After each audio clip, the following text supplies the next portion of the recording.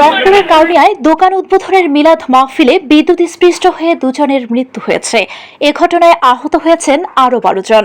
এর মধ্যে 4 জনের অবস্থা আশঙ্কাজনক রয়েছে। শনিবার রাত 8টায় উপজেলার বালাপাড়া ইউনিয়নের শাহবাজ আমতলা বাজারে এ মর্মান্তিক দুর্ঘটনা ঘটে। নিহতরা হলেন পীরগাছা ইটাকুমারীর মৃত জোবেদ আলীর ছেলে শাহাবুদ্দিন ও মিঠাপুকুর উপজেলার শরীফুল ইসলাম। নজর ভাই, দোকানের মালিকের নাম নজর। এখন উদ্বোধন করবে ওনার ওই 18 লোকজন সবাকে ডাকে, ওই দোয়া খায়ের করলো, করার পরে ওদের একটু হালকা জিকির করতে, জিকির করা অবস্থায় এই সময় বৃষ্টি আসছে, ওই মাইক ওখানে কারেন্টের তার লাগার পরে ওই মাইকের তার পুড়ি যা ওখানে শর্ট করছে।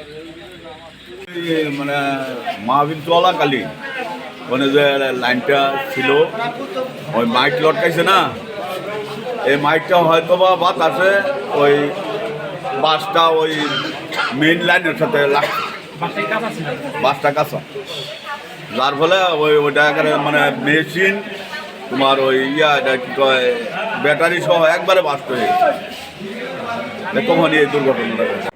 জানা যায়, উপজেলা সদরে শাহবাজ গ্রামের মৃত ওয়াহেদ আলীর ছেলে নজর আলী শাহবাজ আমতলা বাজারে নতুন একটি সারের দোকান চালু করেন।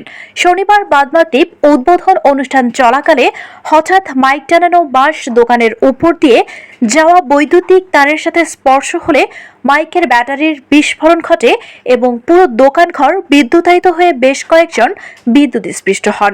তাৎক্ষণিকভাবে স্থানীয়রা আহতদের উদ্ধার করে উপজেলা স্বাস্থ্য কমপ্লেক্সে নিয়ে গেলে কর্তব্যরত চিকিৎসক 2 জনকে মৃত বলে ঘোষণা করেন।